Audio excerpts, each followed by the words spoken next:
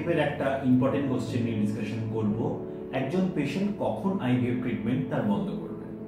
একজন IVF practitioner হয়ে যে কোনো ফার্টিলিটি স্পেশালিস্টে তার পেশেন্টের সঙ্গে খোলাখুলি ডিসকাশন করা দরকার যে কখন তার আইভিএফ ট্রিটমেন্ট স্টপ করে নেক্সট স্টেপ অর্থাৎ সারোগেসি বা অ্যাডপশনের কথা ভাবতে শুরু করবে। অনেক গাইডলাইন রিসার্চ পেপার যেটা সাজেশন দিয়ে থাকে সেটা হলো যে 6টি আইভিএফ সাইকেল স্টিমুলেশন কিন্তু আপনি নিশ্চিন্তে করতে পারেন, কিন্তু তার বেশি আপনি করার চেষ্টা করবেন না, কারণ তারা কিছু কশনস দিয়েছে যে বলেছেন যে লং টার্ম হয়তো কিছু পার্শ্ব প্রতিক্রিয়া হতে পারে, শর্ট টার্ম কিছু নয়।